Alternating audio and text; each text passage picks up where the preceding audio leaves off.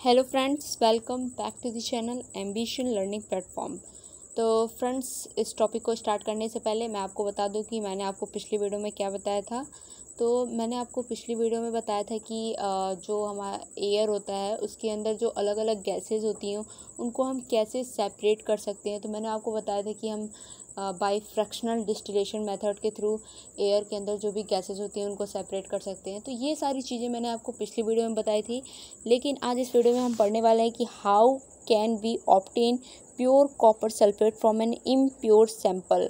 तो इस वीडियो में हम पढ़ेंगे कि जो हमारा इम्प्योर कॉपर सल्फेट होता है उसके अंदर से हम प्योर कॉपर सल्फेट को कैसे अलग कर सकते हैं। ठीक है, तो इस चीज़ को इस वीडियो में हम पढ़ने वाले हैं।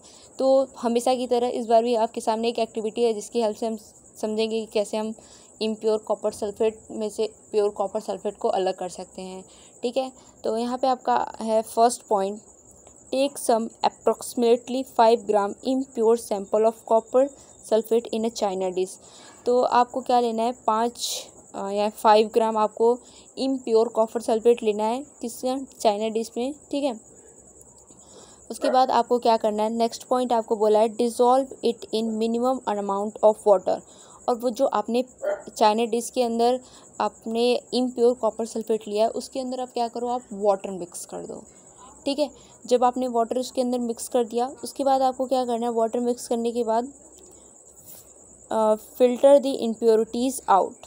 तो जब आपने उसके अंदर वाटर मिक्स कर लिया अच्छी तरह से, पूरी तरह से, ठीक है, उसके बाद आपको क्या करना है, फ़िल्टर पेपर से उसको फ़िल्टर करना है। ठीक है, तो जब आप उस फ़िल्टर करोगे तो उसमें जो इम्प्योर कॉपर सल्फेट है वो आपका अलग हो जाएगा और जो प्योर कॉपर सल्फेट है वो आपका अलग हो जाएगा। ठीक है, इतना होने के बाद आपको नेक्स्ट पॉइंट क्या बोला है, evaporate water from the copper sulphate solution so as to get a saturated solution. तो अब जैसे कि आपने जो आपको प्योर कॉपर सल्फेट मिला है, ठीक है, तो उसके अंदर थोड़ा सा आपका वाटर भी है। ठीक है, तो उस वाटर को आप क्या करेंगे, इवापोरेट कर देंगे। ठीक है, ताकि उसमें का वाटर हट जाए और आपको एक सैचुरेटेड सॉल्यूशन मिल जाए। ठीक है, प्योर कॉपर सल्फेट आपको सॉलिड फॉर्म में मिल जाए। ठीक है, उसके बाद आपको नेक्स्ट पॉइंट क्या बोला है, cover the solution with a filter paper and leave it undisturb at room temperature to cool slowly for a day. अब आपको क्या करना है, जो आपने प्योर कॉपर सल्फेट सॉल्यूशन आपको मिला, ठीक है, वाटर को इवापोरेट करने के बाद आप क्या करो, उसको फिल्टर पेपर से ढक दो और उसको एक दिन के लिए उसको अनडिस्टर्ब छोड़ दो। ठीक है, और उसके बाद जब आप अगले दिन उसको देखोगे, you will obtain the crystal of copper sulphate sulphate in China dish. तो जो आपका चाइना डिश था, ठीक है, उसके ऊपर आप क्या पाओगे, जब अगले दिन आप उसको देखोगे तो उसमें आपको कॉपर सल्फेट के क्रिस्टल्स देखने को मिलेंगे। ये रहा, देखिए फिगर है। ठीक है, तो ये हैं आपके क्रिस्टल्स ऑफ कॉपर सल्फेट। ठीक है, तो आपने ये जो पूरा प्रोसेस हुआ, ठीक है, प्योर कॉपर सल्फेट में से हमने इम्प्योर कॉपर सल्फेट में से हमने प्योर कॉपर सल्फेट को अलग किया, सेपरेट किया। तो ये जो पूरा प्रोसेस होता है उसको बोलते हैं क्रिस्टलाइजेशन। ठीक है, तो ये एक्टिविटी आपको समझ में आ गई कि आप कैसे सेपरेट कर सकते हैं। ठीक है, अब आगे बढ़ते हैं। अब यहाँ पे हमेशा की तरह यहाँ पे आपको क्वेश्चन पूछा है एक्टिविटी करने के बाद। ठीक है, तो फर्स्ट क्वेश्चन पूछा है आपको, what do you observe in China dish. तो आपने चाइना डिश पे क्या देखा, तो आपने चाइना डिश पे देखा कि वो क्या होता था, जब आपने उसके वाटर को इवापोरेट कराने के बाद आपने उसको फिल्टर पेपर से ढक के एक दिन के लिए पूरे रख दिया। ठीक है, तो अगले दिन आपको उस चाइना डिश पे क्या मिले, कॉपर सल्फेट सॉल्यूशन के क्रिस्टल्स मिले आपको। ठीक है, crystals of copper sulphate solution.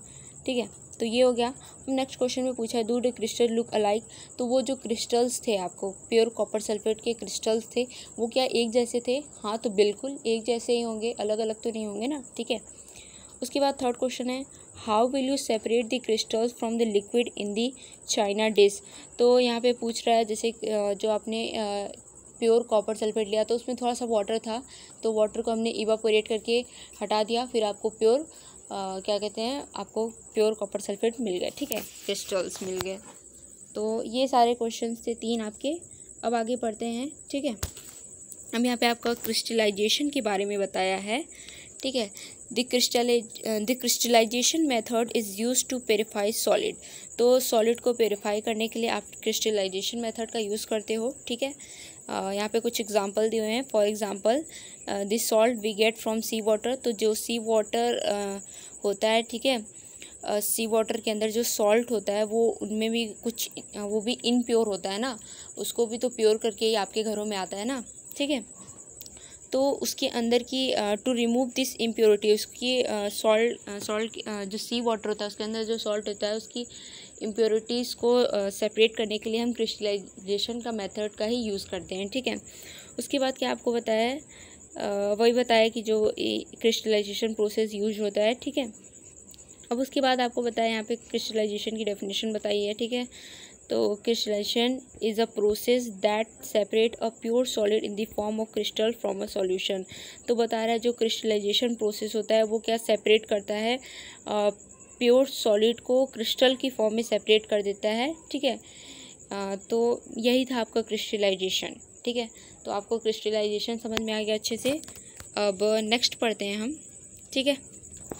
Next आपके बारे में यहाँ पे बताया कि जो आपका क्रिस्टलाइजेशन टेक्निक है वो better than simple evaporation technique, जो हमारा इवापोरेशन टेक्निक है उससे बहुत बेहतर है हमारा क्रिस्टलाइजेशन मेथड। क्यों बेहतर है, तो यहाँ पे 2 पॉइंट्स दिए हुए हैं, उनको पढ़ेंगे, ठीक है। उसके बाद हमें समझ में आएगा। तो फर्स्ट यहाँ पॉइंट बताया कि सम सॉलिड डिकम्पोज और some like sugar may get saturate on heating to dryness. तो यहाँ बता रहा है कि जब इवापोरेशन टेक्निक आप यूज़ करोगे तो उसमें जो सॉलिड होता है वो आपका डिकम्पोज हो जाएगा, और कुछ जो होते हैं जैसे कि शुगर जो होता है जब उसको आप हीट करोगे तो वो क्या हो जाता है, जल जाता है पूरा, ठीक है। तो ये फर्स्ट पॉइंट हो जाएगा आपका। इसके बाद आपका नेक्स्ट पॉइंट क्या हो जाएगा कि सम इम्प्योरिटीज़ में रिमेन डिज़ोल्व इन दी सॉल्यूशन। तो आप इवापोरेशन टेक्निक का जब आप यूज़ करोगे तो उसमें कुछ न कुछ फिल्ट्रेशन के बाद भी उसमें कुछ न कुछ इम्प्योरिटीज़ आपको देखने को मिलेंगी, ठीक है। लेकिन जो आपका क्रिस्टलाइजेशन मेथड है उसमें आपको कोई भी इम्प्योरिटीज़ नहीं मिलेगी, आपको उसमें प्योर मिलेगा, जो भी मिलेगा, ठीक है, प्योर सॉल्यूशन मिलेगा। उसके बाद यहाँ पे बताया कि on evaporation this contaminate this solid. तो उसके बाद क्या होगा, जो आपका सॉलिड है वो पूरी तरह ख़राब हो जाएगा, ठीक है, ऐसा करने से।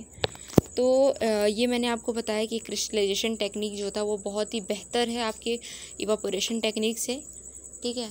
तो ये हो गया। अब उसके बाद आगे देखते हैं क्या है, ठीक है। तो अब यहाँ पे आपको बताए गए हैं कि एप्लीकेशंस ऑफ क्रिस्टलाइजेशन। तो क्रिस्टलाइजेशन मेथड जो होता है उनका हम कहाँ कहाँ यूज़ करते हैं, ठीक है, कि चीज़ों को सेपरेट करने के लिए। तो यहाँ पे आपके 2 पॉइंट्स दिए हुए हैं, और भी होते होंगे जिन्हें हम सेपरेट कर सकते हैं इस मेथड से, ठीक है।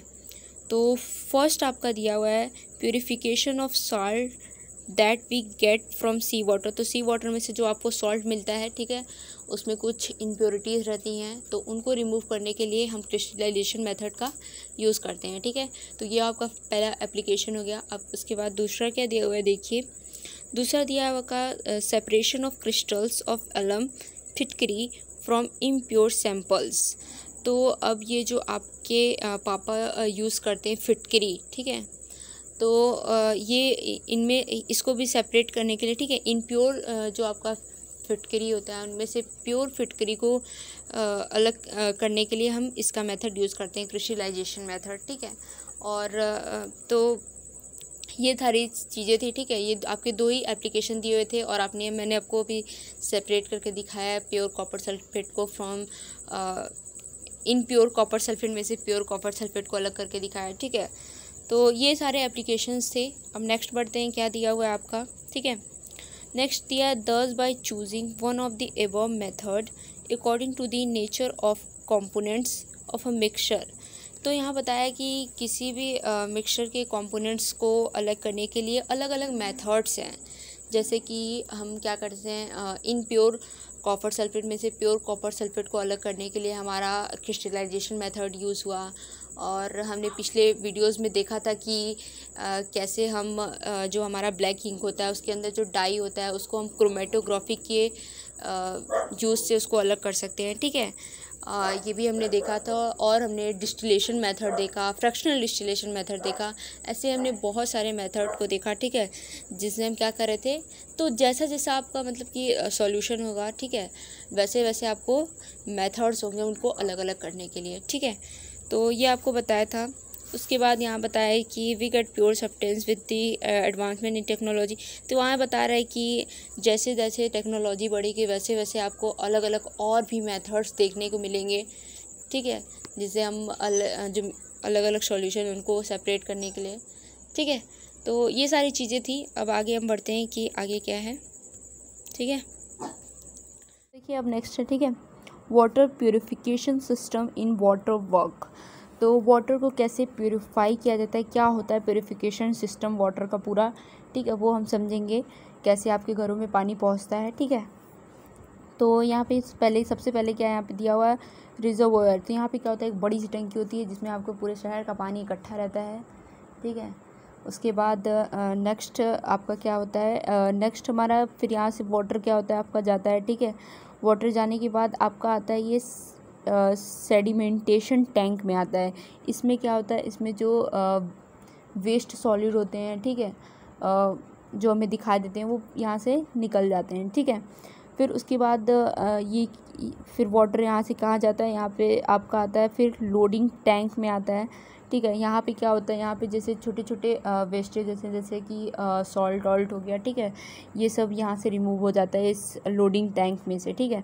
फिर यहाँ से वाटर आपका जाता है कहाँ जाता है, फिल्ट्रेशन टैंक में। और फिल्ट्रेशन टैंक में क्या होता है कि जो आपका जैसे कि जो मान लीजिए जो पत्थर होता है, ठीक है, वो सबसे नीचे चला जाता है, फिर उससे छोटा जो होता है वो उससे ऊपर रहता है, और जो वाटर आपका सबसे ऊपर आ जाता है, ठीक है। फिर वाटर यहाँ से प्योरीफाई होके फिर वो आपका कहाँ जाता है, यहाँ आपका आता है क्लोरीनेशन टैंक में आता है, ठीक है। तो क्लोरीनेशन टैंक में क्या होता है कि क्लोरीन मिलाया जाता है। क्लोरीन मिलाने से क्या होता है, उसके जितने भी बैक्टीरिया होंगे उस वाटर के अंदर वो क्या हो जाएंगे, मर जाते हैं, ठीक है। तो वो लोग इसमें क्लोरीन मिलाते हैं। उसके बाद क्या होता है, तो ये पूरा सिस्टम होने के बाद आपके घरों में क्या होता है, वो वाटर पहुंचता है, ठीक है। तो ये था पूरा water purification system in water work, ठीक है। तो ये सारी चीज़ें हमने आपको एक्सप्लेन कर दिया। अब नेक्स्ट टॉपिक के लिए मिलते हैं हम नेक्स्ट वीडियो में, तब तक के लिए थैंक यू सो मच।